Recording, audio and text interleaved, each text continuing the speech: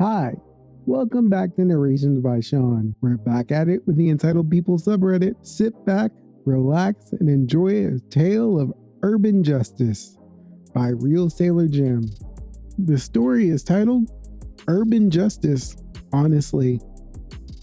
This is a little something I posted about a decade or so ago at Alt Callahan's. It seems to fit here. I hope you enjoy a little bit of silliness. Sailor Jim walks in, a yellow piece of paper in his hand and a grin on his face. He walks up to the bar, orders his usual, and settles in at his customary table. After taking a sip of his drink, his grin becomes a full smile, and he waves the paper in the air. Shipmates, this small piece of paper is the price tag for my giving a lesson in comparative economics, nautical fighting maneuvers, common courtesy, manners, and urban justice.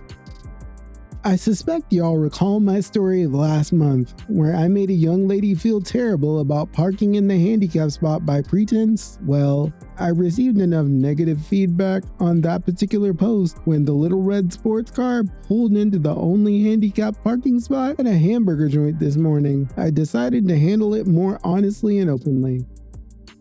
I rolled down the window and called to the woman exiting the sports car. "Excuse me, miss.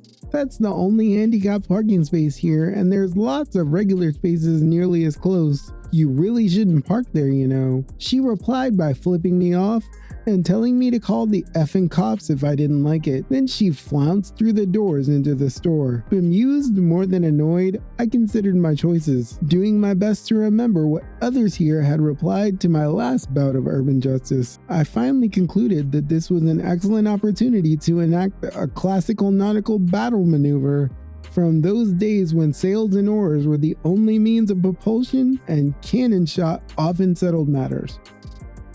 You see, most naval vessels were either not equipped to fire in a forward direction or only had limited abilities in that direction. So every captain strove in battle conditions to outmaneuver his opponent and cross his T by bringing one ship across the bow of your enemy, being the crossbar to his upright. One had the chance to do some serious damage with minimal risk of return fire.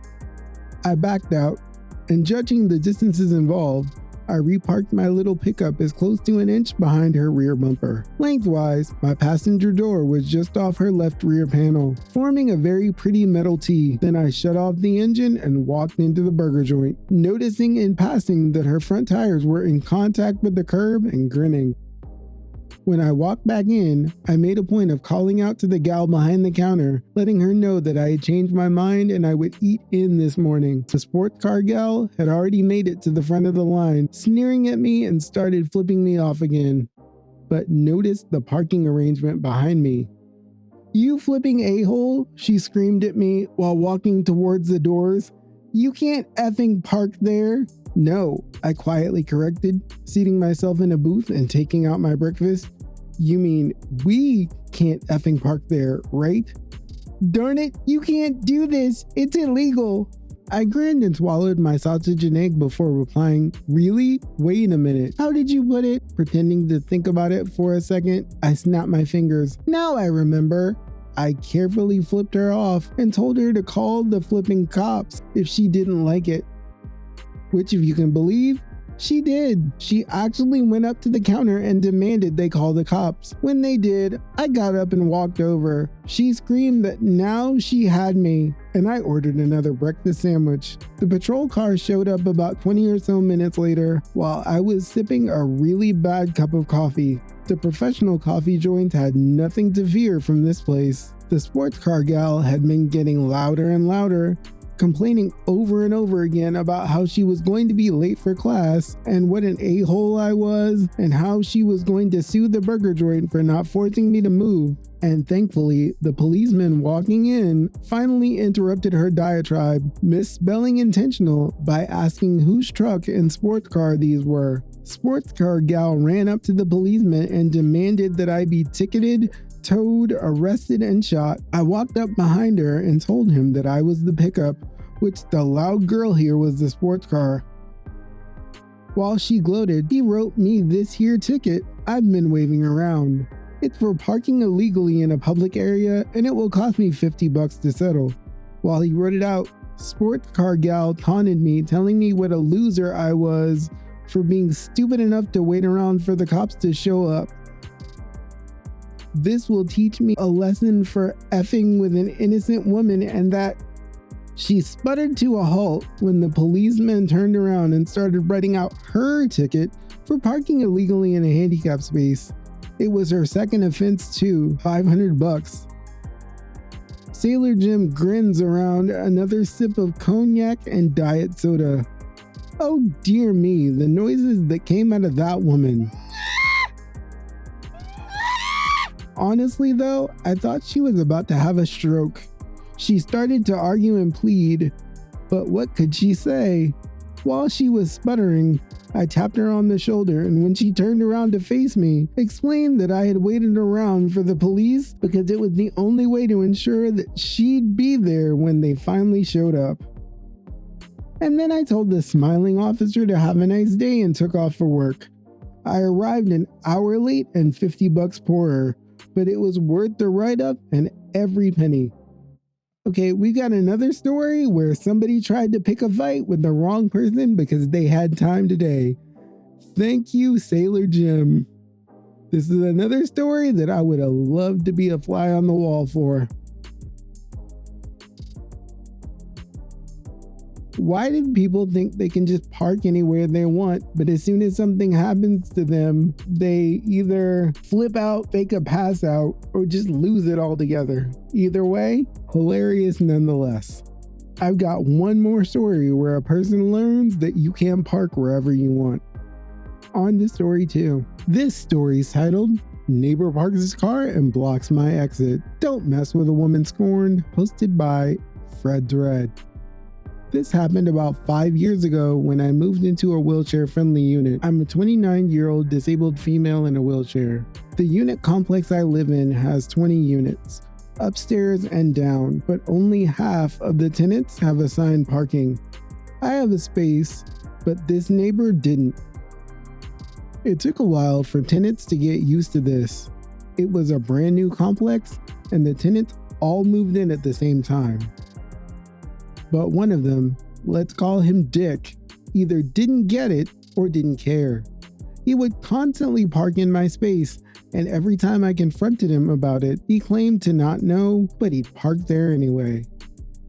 I informed the landlords about this, and they sent constant letters until he finally got the message. But did he park on the street? Nope. He started to park his car along the driveway, sometimes blocking my exit.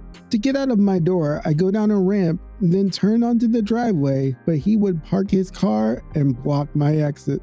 There was no back exit, so this was my only way to exit my place.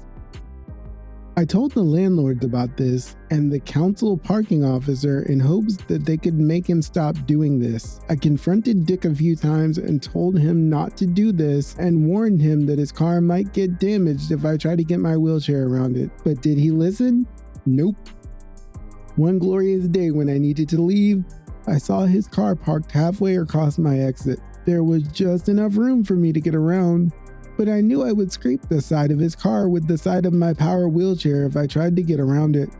I had two options: stay home and miss my appointments, or try to get around his car. I went with option B.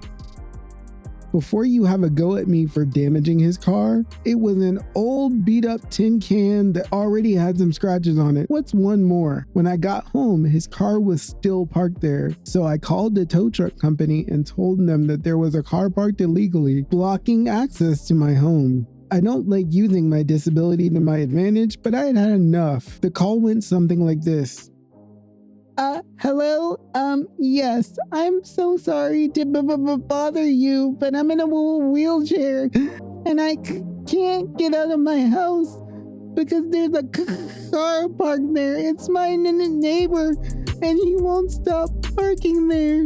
I need to get inside. Oh my God, what's the address? We'll be right there. 10 minutes later, the tow truck arrived. He saw the car and me stuck out in the driveway with tears, dramatized for effect, in my eyes. Not long before the driver was about to tow the car away, Dick came out screaming, "Wait, what are you doing? That's my car!"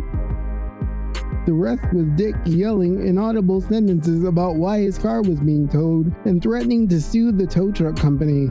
Based on the crap fest of a tin can he called a car, he didn't have a leg to stand on. He moved away about 2 years ago, but the remaining time he lived there, he parked his car on the street.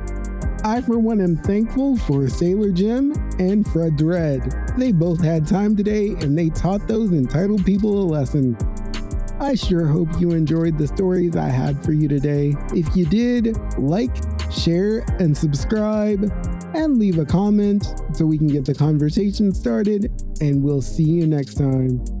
Have a good one.